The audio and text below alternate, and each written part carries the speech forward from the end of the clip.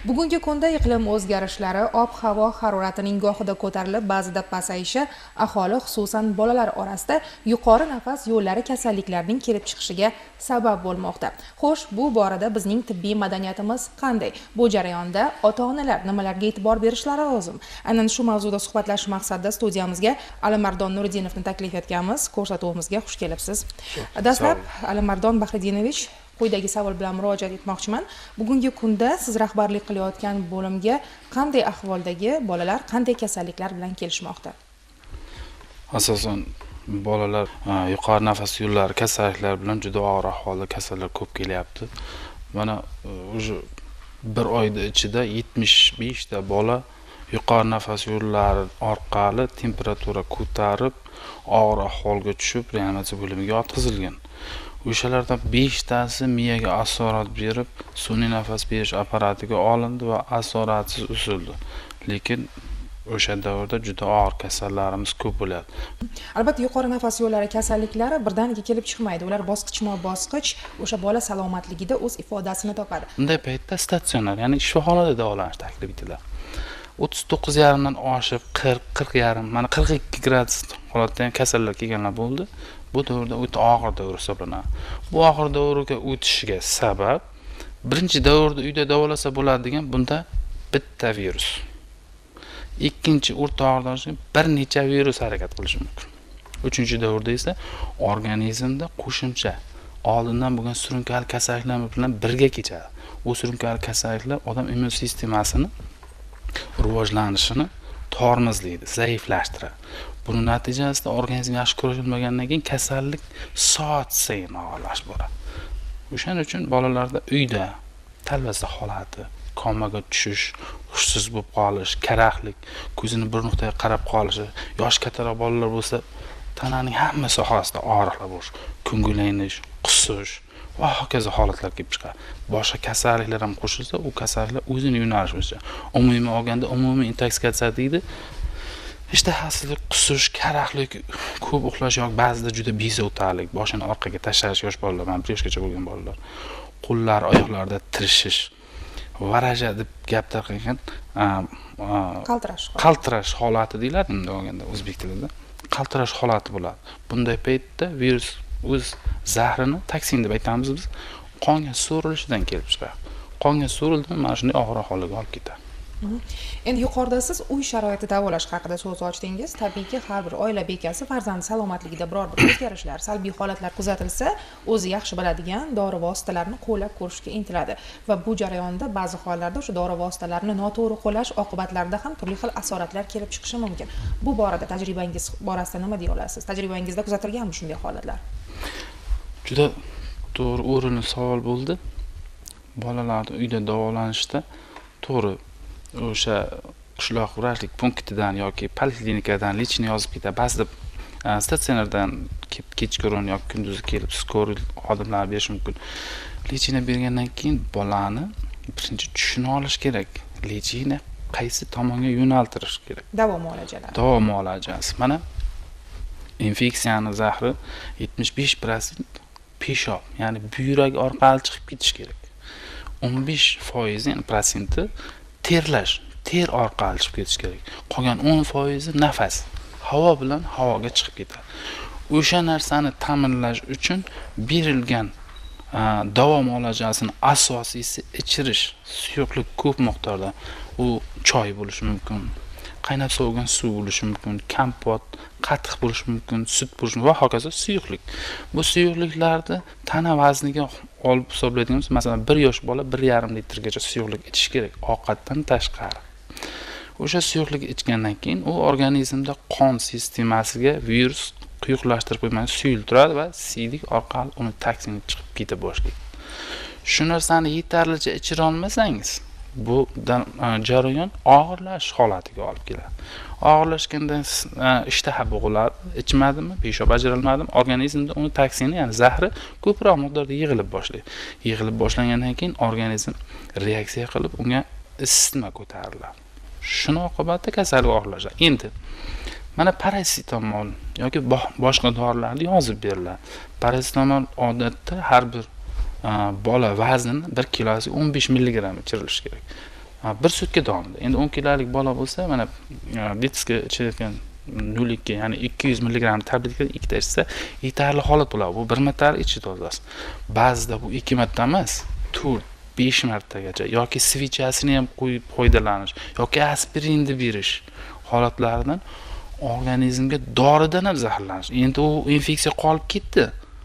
Endi doridan zaharlanish orqali bolaning ahvoli og'irlashadi. Shuni oqibatida ikkala kasallik birga keladi.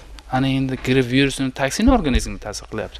Endi bu tomondan dorilarning ta'sirida mana jigar hujayralarini parchalash holati bo'ladi. Bu tomondan yana organizm silab bo'lib turib ahvol og'irlashib boradi. O'sha narsaga e'tibor qilish kerak. Keyin ota-onalar mana uyda davolash sharoitini men qisqacha yo'nalish nimaga qaratish kerakligini aytdim, lekin ota-onalar e'tibor qilish kerak. Endi temperatura qildi. Xo'sh. Bola ishtahasi bug'ildi. Ushlab o'tirish kerak emas. Keling. Olib keling. Yoki o'zingizga yaqinroq tibbiyot muassasasiga olib boring, ko'rsating. Ba'zida men paracetamol ichirdim, kecha ichirdim tushib qoldi. Endi bugun ham ichiraman, tushib qoladi. Bo'ldi. Yo'q, bu narsa emas. Unga e'tiborliroq bo'lish kerak. Shuni oqibatda bola og'ir holatga o'tib qoladi. Eng avvalo kasallikni oldini olish maqsadga muvofiq bo'ladi. Bu kasallik juda tez tarqaladi. Bir aksiya urganda aksiya bilan havoga chiqadigan odamdagi yo'tal bilan chiqadigan gripp viruslari 12 metrgacha ketadi. Endi tasavvur qiling, bir xonada 3 ta bo'lishi mumkin, 4 ta bo'lishi mumkin. Aka-ukalari, ota-ona yoki bironta qarindosh urug' ham kelishi mumkin uyga. Bunday yo'talgandan tarqaladi. Kasallik yug'ib boshladimi? Kosatog' addenli bo'lish kerak. Alohidalash kerak. Yeyish ichishini kontrol qilish kerak. Nazoratda bo'lish kerak. Nazorat qilmasa uni keyin suyuqlik ichirganda birdan bir piyolani to'ldirib yosh bolaga ichirish qusishga olib keladi. Sekin-sekinlik bilan ichirsa og'izdan suyuqlik so'rilib boshlanadi. Bir qoshiqcha yoki 2 qoshiqcha. Keyingi safarda yana 5 minut o'tdi, yana bir 2 qoshiqcha. Yana 5 minut o'tdi, yana 2 qoshiq shunday berib borilsa, 1 soat ichida siz unga 200 ml gacha suyuqlik ichirib bo'lasiz. Lekin 200 ml ni birdan bersangiz qusish holati olib keladi. Yana bola ahvolini og'irlashtirishga olib keladi. Endi bu suyuqlik ichirish xona harorati bir kunda 2 marta almashtirilishi kerak. Xona haroratini almashtirdingizmi, gripp virus infeksiyasi tashqariga chiqadi. Xonadagi infeksiyaning miqdori kamayadi. Ishtaha ochiladi. Toza havodan olgandan keyin. Iliq suv bilan cho'miltirish maqsadga muvofiq bo'ladi. Cho'miltirgandan keyin spirt yoki spirt suyultirgan iliq suv bilan hamma joyini artish, massaj qilish immun sistemasini rivojlanishiga olib keladi.